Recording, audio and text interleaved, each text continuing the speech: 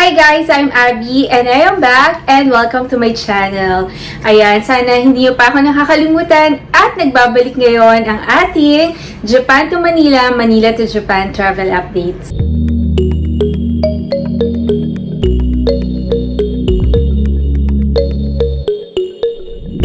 And this video is just a quick update para sa mga nagtatanong requirements for tourist visa in Japan with guarantor or yung visiting relatives visa. And since na-experience na din namin mag-invite ng relatives and as a guarantor, meron na akong i-share sa inyo. Iisa-isayin natin yung mga requirements na sinubmit ng nephew ko and lahat din ng requirements na sinubmit namin as a guarantor. Yung travel agency pala kung saan siya nag-lodge ng visa application ay sa Attic Tours Mega Mall. November 13 siya nag-lodge ng visa and November 22 naka-receive na din siya ng message from Attic Tours na lumabas na yung result ng application niya and pwede na niya i-claim yung passport. Don't forget to bring your receipt then kapag nag-claim kayo ng passport ninyo. And hindi sila allowed mag-disclose ng results through phone. So, kailangan talaga kayong magpunta doon sa office, bumalik, para i-claim ninyo yung passport ninyo. Visa processing fees, 1,680 pesos in Attic Tours Mega Mall. Tapos, sa mga nagtatanong kung ilang days na process yung application, 8 days kasama na doon yung weekend. And ito yung list ng mga sinubmit ng nephew ko. Philippine passport, visa application form, passport size photo, white background, PSA authorization letter, PSA birth certificate issued within the year, copy of my Japan residence card, original copy of my birth certificate issued by NSO, original copy of my nephew's father, birth certificate issued by NSO. Yung nephew ko, yung father niya, yun yung brother ko. Yes, kailangan talaga ng proof na magkapatid kami ng daddy niya. So, kailangan ng copy ng birth certificate ko and birth certificate ng father niya. My nephew is currently employed in the Philippines, but since meron siyang guarantor or sponsor, hindi na niya kailangan mag-submit ng any proof of employment or bank certificate or any bank statement. Since ang dami namin nababalitaan na horror story sa immigration, nag-secure na din kami ng mga requirements na pwede niya i-present in case na hanapin sa kanya ng immigration officer. And sa part naman namin as his sponsor or guarantor, ito yung mga requirements na sinubmit namin. Invitation letter, Koseki Tohon, Juminyo, Shutoku Shomeisho, Nozei Shomeisho, Taizai Yoteyo, and Mimoto Hoshosho. Yung Koseki Tohon, yun yung family registration. Yung Juminyo, yun yung residence certificate. Shutoku Shomeisho, income certificate from City Hall. Nozei Shomeisho, certificate of tax payment. Mimoto Hoshosho is the guarantee letter. Ayan, meron pa akong extra copies ng lahat ng requirements na sinubmit namin. Yung isang set ng copies, sinubmit niya sa agency, while ito, sinave namin para sa departure niya in case na hanapin sa kanya sa immigration. And yung Koseki Tohon nga pala, ito, original copy yung kailangan i-submit sa embassy. Sa travel agency. And yes, sa embassy. Sa mga nagtatanong kung required ba or hinanap ang travel insurance sa pamangkin ko, travel insurance is not required at hindi din siya hinanap sa pamangkin. But I think even not required, I would highly recommend that you get a travel insurance. Lalo na kung yung travel niyo sa Japan ay December to February kasi yan yung influenza season. Meron akong kakilala na nag-travel ng Japan during yung Japan influenza season. They did not get a travel insurance. They got sick and nagpa-check up sila and FYI lang, hospital or clinic fees are quite expensive in Japan. 10,000 yen per person yung nagastos nila for a simple check-up.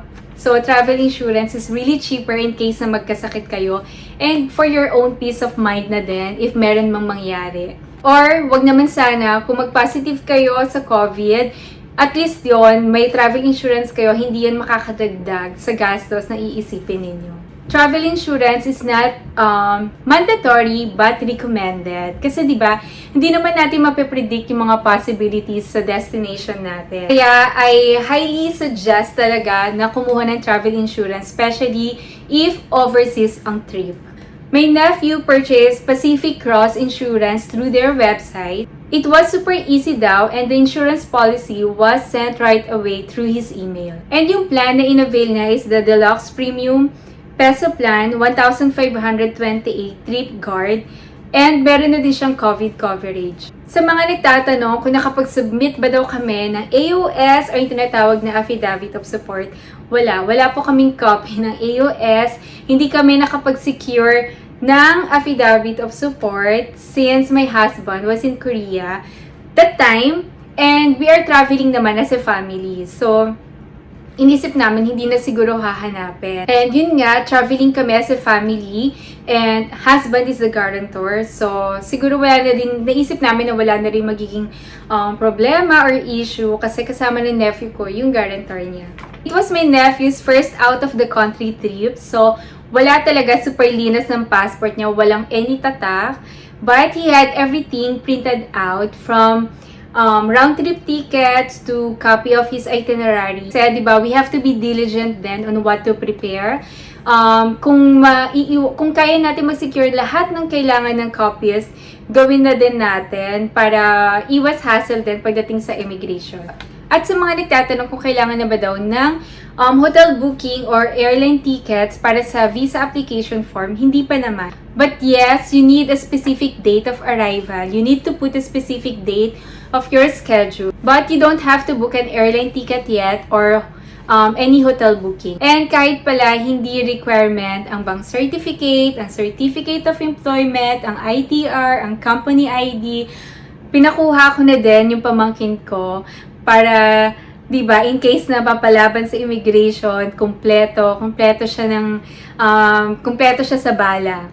Ang bank certificate kasi is one of the requirements for applying Japanese visa. So, you have to take into consideration the amount of time you'll be staying there. The expenses, the airfare, so dapat reasonable talaga yung amount na nasa bank mo to cover all those expenses. ITR is also one of the requirements para sa Japan visa application. COE or Certificate of Employment, ayan, requirement din siya, but not for the visa application of my nephew ha, most likely for the immigration officer. Okay, so to make the long story short, kumpleto siya sa lahat ng requirements, ng nephew ko, in case na mapalaban sa immigration officer, except sa affidavit of support, yun yung wala kami. Kaya medyo kabado pa din kami kasi yun yung, di ba, yun yung madalas na hinahanap pag visiting relatives visa or tourist visa, yun yung laging hinahanap ng immigration officer.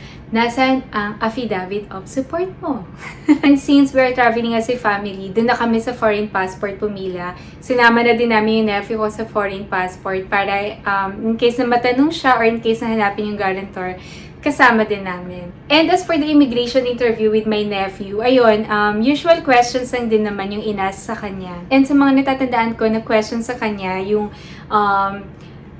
where you intend to stay, ano yung plans mo for travel, ano yung reason mo for travel, and gaano ka katagal doon magstay. Tinanong din sa kanya kung sino yung kasama yung mag-travel, and then sinabi niya na I'm traveling with my guarantor. And medyo weird lang kasi nakita naman ng immigration officer na Japan yung destination. So, di ba parang connected na doon yung affidavit of support ng guarantor mo.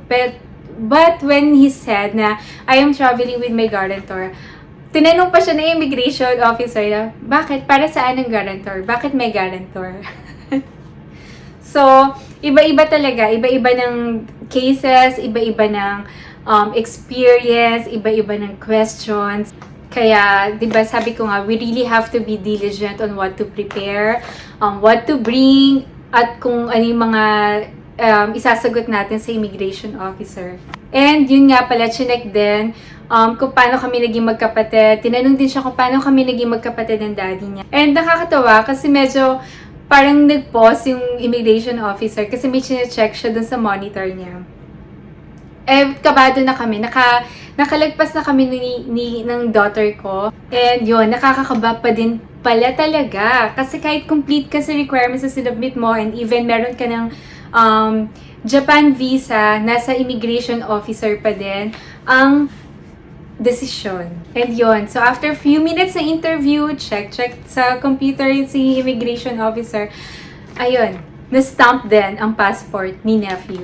Nakahinga din kami. Grabe yung ilang months na preparation para dun sa application niya, ilang weeks na pagpa-practice kung ano yung mga sagot, mga tamang sagot sa itatanong ng immigration officers, ilang weeks na pag-check sa mga naging experience ng mga yung mga naka-experience ng offload. Finally, nalagpasan namin yun lahat. And advice ko lang din pala, lalo na sa mga meron incoming trips ngayon abroad, ang daming, punong-puno talaga immigration ngayon dahil, di ba, ang daming nagre-revenge travel.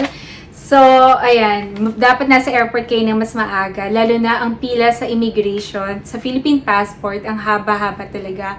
So, ayan, mag-allot kayo ng extra time para hindi kayo mag-ahol or hindi kayo maiwan ng flight ninyo.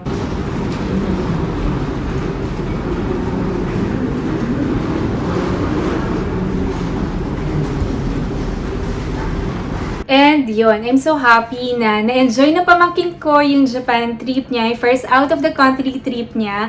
Kahit na meron days na nag-work siya, okay lang din kasi work from home naman siya. Kaya nasulit pa din yung bakasyon niya. And pabalik na Manila, wala na din namang gaanong requirements na hinanap sa kanya. Pero, ayun, medyo malungkot siya nung pabalik na ng Manila. Medyo masungit na sa lounge while nag-wait kami ng flight namin. Ayan, medyo masungit na siya kasi unti-unti na siyang bumabalik sa realidad. At kung tatanungin niyo kung na-enjoy ba niya ang Japan, yes, sobrang na-enjoy niya. Lahat naman yata, di ba, nag-enjoy sa Japan. At di ba, kung pwede nga lang tumira, di ba, lahat ng mga kaibigan ko or yung mga kilala ko nag-tourist sa Japan, gustong-gusto na tumira sa Japan. And open nga pala ang ANA Lounge sa NAIA 3 Terminal. Doon kami nag-relax while waiting for our flight, for our boarding time. Tapos,